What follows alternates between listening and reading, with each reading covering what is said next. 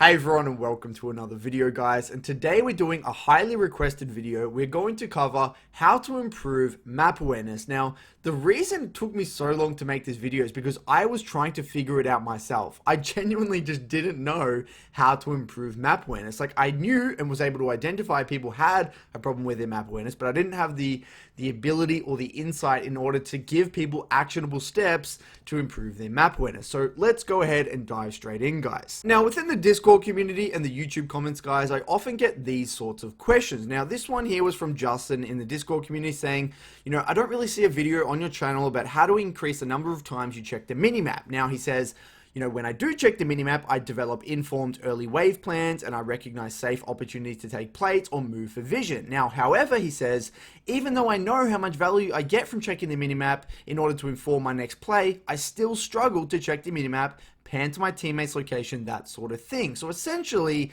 it's the same question every single time, saying something like this, Curtis. I know map awareness is incredibly important. I even know it's a problem with myself, and I even actively have it as my learning objective, but I still can't find myself improving at it, even over a long period of time. I still die to the same amount of ganks. So today what we're going to do is both break down why this happens in the first place and break down how to actually improve your map awareness. So step number one, guys, champion mastery and micro capability. Now, before remotely considering how to improve your map awareness, you must be extremely competent with your champion mastery and micro capability. Champion mastery is the feeling of confidence in knowing the ranges of your abilities, the mana cost, the feel of your abilities, the overall speed of the projectiles and auto attacks. You essentially shouldn't need to think about how to use any of your abilities. Your champion should merely be an extension of you. Now, micro capability, on the other hand, is more like the actual physical ability to control your mouse, keyboard effectively, and control your character very confidently without actually having to think about it too much. Again, it should largely be muscle memory and just an extension of you. Now, you may ask, Curtis, how do I know if I'm actually competent at champion mastery and micro capability? So what we're going to do is go through an example to see what it actually looks like so you guys can test for yourself. Now, in order to test how competent you are with your champion mastery and micro capability, what you're going to have to do is go into a practice tool versus a bot. So add in a bot and go to the same lane as that bot. Now, for the first 2 or 3 levels, lane as you normally would in a ranked match, okay? CSing as you normally would, weaving in auto attacks, poking them from distance, whatever you do as your main champion. Make sure this is your main champion, guys, okay? The champion you have played the most. Now, or the champion you actually play in ranked. That actually makes a lot more sense. Now, after the first few levels, I want you to think about where exactly are your eyes looking and where exactly is your attention focused. Now, one of the most important things about League of Legends and playing League of Legends at a high level is you should basically never be putting your eyes on your character. All of your attention, I would say 85% of your attention should be over here where your mouse is, focusing on the enemy and focusing on the minions, okay? Yes, occasionally you will direct your attention down here to your cooldowns, maybe to your itemization, to your summoners, to your mana and your HP, and then again, occasionally over to the minimap, and we'll get to that later. But majority of the time, guys, your character is only going to be in your peripheral vision, okay? Now, if you find yourself having to literally direct your eyes to your character to micro, then that is a big red flag. That means you have a massive problem with your champion micro and champion mastery. And we'll get to this later, what I would recommend doing if this is the case for you. But this is a very, very interesting concept. And again, not many people talk about this, but again, this is something I had to realize just from watching my own VODs to figure out, what do I do? Where are my eyes actually focused? And again, for me, I'm only focusing my attention over here. When I'm microing my character, it's literally in my Orianna is in my peripheral vision. I'm clicking backwards and to the side and dodging abilities and positioning my character in my peripheral vision. I don't need to direct my eyes down here back to my character.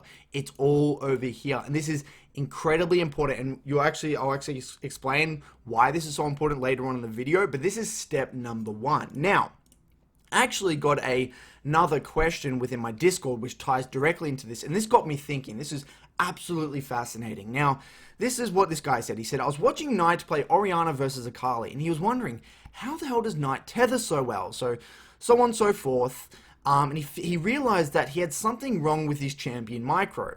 Now, what he did, he decided to see if some people play with eye tracker, and he ended up finding a VOD where Bjergsen was using eye tracker, and he said he almost, but never, like basically almost never looked at his own champion. Bjergsen was only ever looking at the enemy champion, the minion's HP, and the map. Now, again, this makes perfect sense given my own findings as well. You can't dodge effectively, you can't trade effectively, you can't look at the map effectively, you can't do any of these things if you're having to direct attention on your own character model. Your champion is largely, or should be, again, 95% of the time in your peripheral vision. You should very rarely have to look back at your champion, okay? This is Fundamentals 101, and to be honest with you guys, I would have, again, made this video way earlier in my channel if I had grown awareness to this concept, but I only recently just found it out. So stay with me here. This is getting a little bit technical, but it will make sense in a second.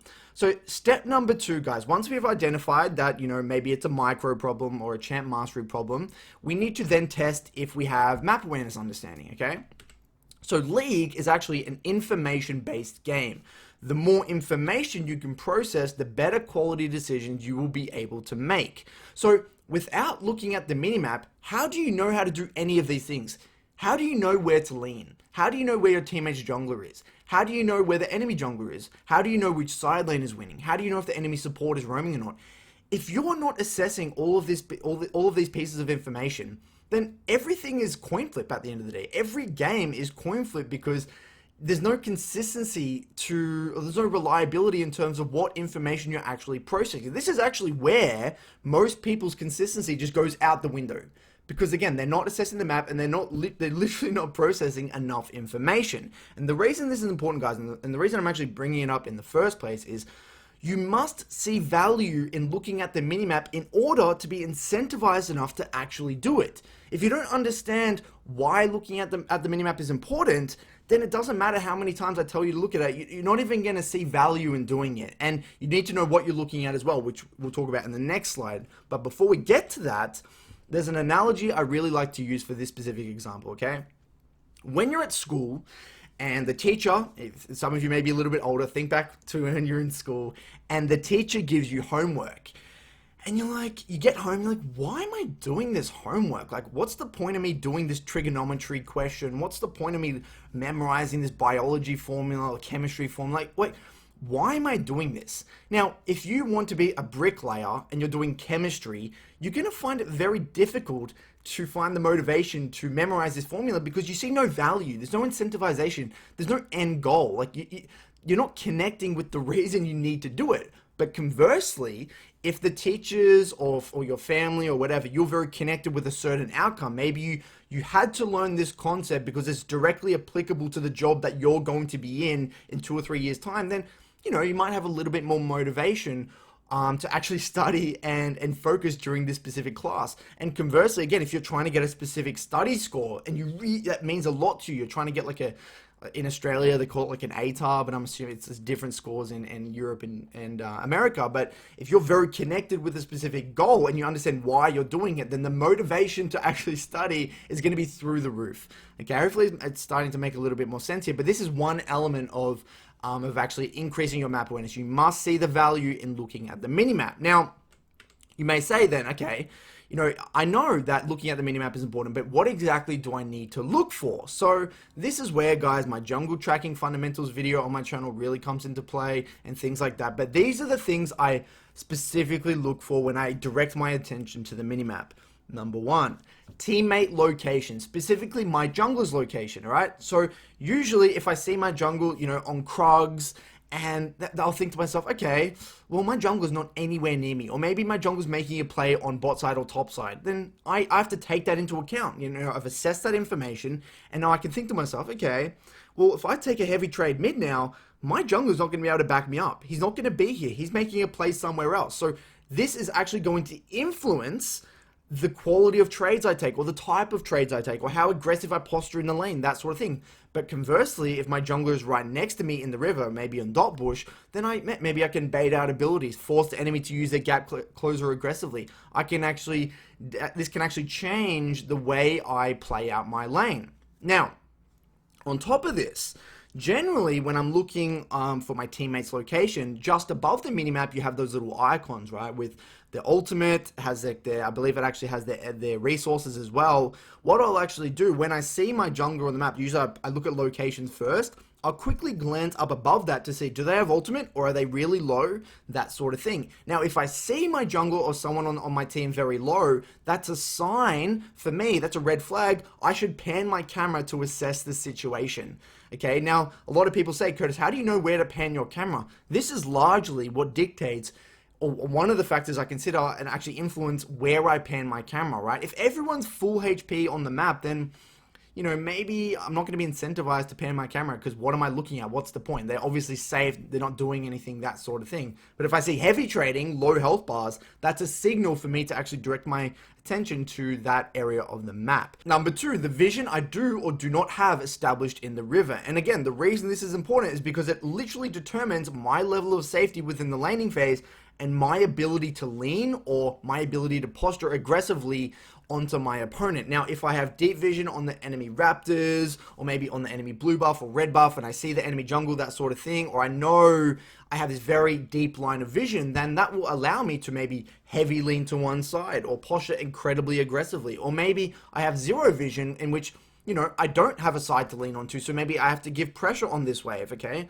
This is where vision actively changes the way you can posture within the lane. And again, I did a whole video on lane positioning in my last in-depth lane video. So this is actually what largely dictates how I position within the laning phase. And number three, guys, how far my laners are up within their lanes, right? So if I see my bot lane building waves and hitting the enemy bot lane under their tier 1 tower, then that's very important information for me, because then this may be a potential roam opportunity bot lane where I can capitalize on their pressure and, you know, utilize their built waves to set up a dive, especially if I'm playing something like a Fizz or an Echo or like a Zed or something like that. Or conversely, if I see them constantly pushing under the enemy tower, then I can actually be like, all right, well, if I, again, hardcore push and lean to that side as well, we can actually invade into the enemy jungle and deny their jungle camps, maybe deny their blue buff or their red buff, depending on what side of the map I'm on. And conversely, if my bot lane is getting pushed in all the time, getting harassed under tower, then this is, again, a sign for me. Maybe I should hover to that side, relieve pressure, prevent the enemy jungle from diving them, and allow them to actually farm that CS under tower. Again, as you can see, depending on what is happening in my side lanes and how far they're pushed up in the laning phase, this can dictate where I lean, how hard I hover, see potential opportunities to counter ganks, to counter dives, to follow up on roam opportunities, that sort of thing. And this is very important as you get higher elo because the game pace is much faster. And the last one here, guys, is objective camps available for obvious reasons. You know, you should look at the minimap and you'll see Dragon available, Rift Herald available, enemy red buff, enemy blue buff, that sort of thing, to coordinate where I put my vision, that sort of thing. And just a little tip here, guys, you can actually see the fruits in the river just from the minimap. So Doinby is great at doing this, whether he's playing Rumble or Rise, shoves the wave in, directs his attention down to the minimap, and you can see there's little green dots, and those little green dots on the minimap will tell you if there's a plant available or not. Yes, sometimes they're already taken, that sort of thing, but it will tell you the location of the fruit itself. Very important as a mid laner, especially if you're playing that high pressure priority style of mid laners. And step number 3, guys, identifying miniature breaks within the laning phase. Now, this is the most important thing you're going to take away from this entire video. And this is actually the sole reason I made this video in the first place. This was the missing piece of the puzzle for me in order to help people improve their map awareness. So, most people, guys, who try to improve their map awareness do one of the following. They either set a timer, and every time the timer goes off, they look at the minimap. And this is just ridiculous to me because it's incredibly dangerous. You might be in the middle of an intense trade, or maybe trying to CS, you know, last hit a cannon in which you have to direct your attention elsewhere and then you miss the cannon, or maybe, you know, a skirmish is about to happen, or you're directing your attention somewhere else. This can just get you killed or put you in very sticky situations. Number 2, they look every time they shove in a wave or come out of base, which just is straight up not enough. You're just missing way too much information. This is just not enough, not really reliable. And number 3, whenever they remember, which again is incredibly unreliable, incredibly inconsistent, and just not a good way to improve your map awareness. So it actually makes perfect sense to me why most people get no results if you are doing one of the things I mentioned above. So what I did, I realized I had to look at my own VODs a lot to figure out specifically when exactly did I look at the minimap and why was that the case? And a lot of the time, guys, it took me a long time to realize this because it was largely muscle memory. So, what I realized is that I only look at the minimap during miniature breaks within the lane. These are moments where I don't need to actively CS or trade. So let's go ahead and take a look at an example, guys. So I ended up doing a little bit of detective work, guys. So the other day I went back over my Twitch VODs, trying to find a VOD where I was playing at my absolute best, trying to find a VOD where I was really try-harding to see how many times I actually look at the minimap. So the other day I was very fortunate to play Clash, Tier 1 Clash, versing very high quality opponents, and the great thing about my stream, guys, is that my face is very close to the camera, and the camera itself is very large. So I was able to see where my eyes were actually looking at every part of the game. So I started going very in-depth within my laning phase.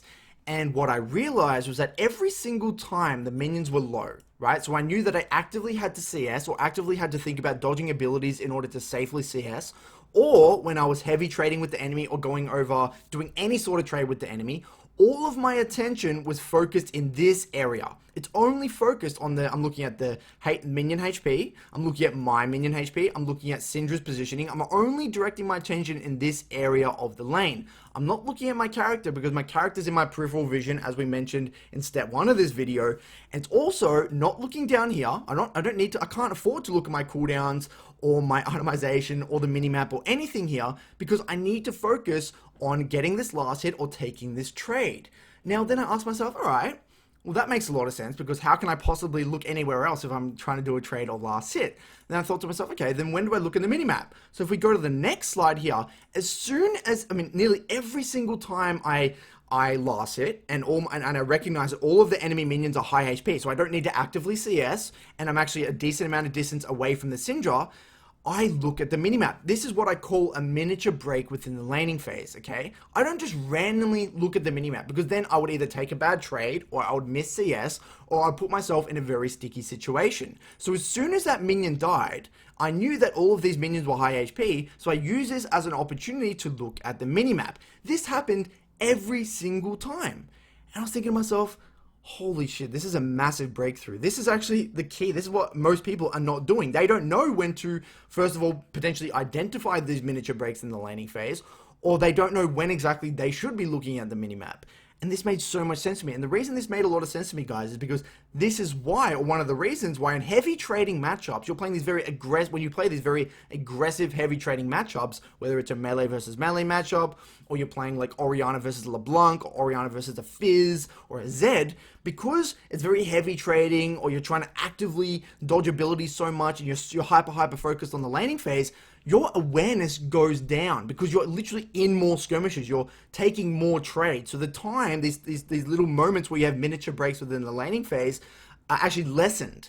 So your map awareness goes down. So you actually die to more ganks. This is why you have to have both champion macro or micro understanding, champion mastery, but you also need to be able to identify these miniature breaks within the laning phase. So when the minions are actually high HP, just position your character a little bit defensively, maybe to the side. I actually notice I press S sometimes, or just position behind myself or to the side to tether the enemy, and use this as an opportunity to quickly divert my eyes onto the minimap. Now let's actually take a look again in the same VOD a little bit later.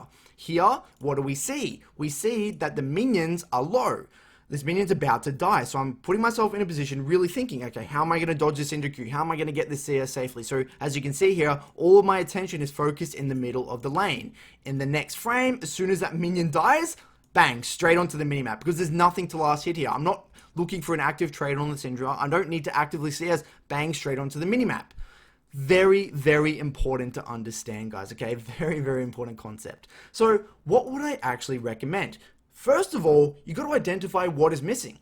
Do you have, are you straight up missing the champion mastery element? Okay, maybe you don't feel comfortable in only looking at your champion in your peripheral vision. If that's the case, then you need to significantly reduce your champion pool. You need to play more games with a small champion pool and use the micro video to help speed up that process. Okay, I did a micro video recently that will help speed up the process, but this is where you just need to play more games with less champions. And on top of that, guys, this is why playing very simple kit champions or very simple identity champions, it actually helps with this. Okay, because when you're a beginner at the game, guys, this is why Annie, because she's so simple, You don't need to overcomplicate things. You don't have many skill shots, very simple kit, straightforward. So largely you don't need to think about your character's location too much because it's a point and click queue, that sort of thing. This is why simple kit champions are very important to play for beginner players.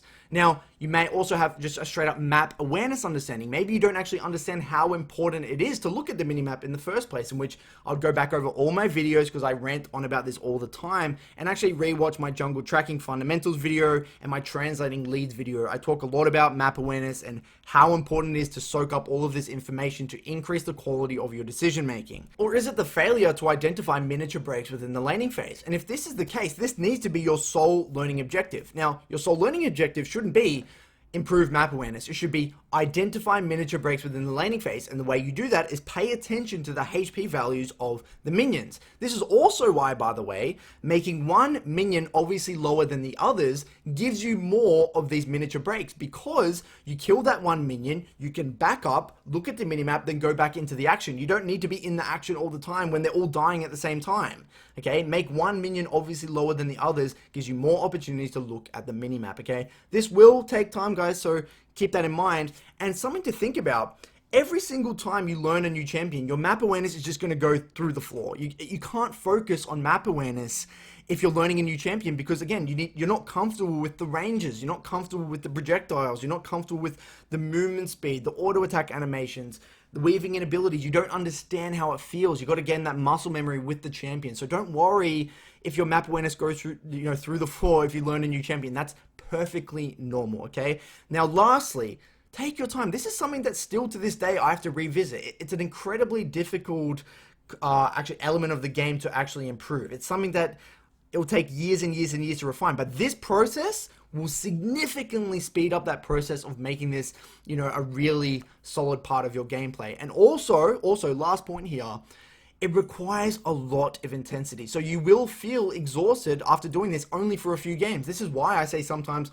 play in blocks of 2 or 3 or 3 or 4, because after those 2 or 3 games where you're literally looking at the minions, identifying those miniature breaks, it's gonna take a toll, man. You're going to be assessing so much information. That's also why, like, when you do an exam and you come out of that exam, like you do an English exam or a maths exam, like, you're exhausted. You use so much brain power. It's the exact same in League of Legends, guys. So take your time, relax, follow this process, and you'll be all sweet if you continue it over a long period of time.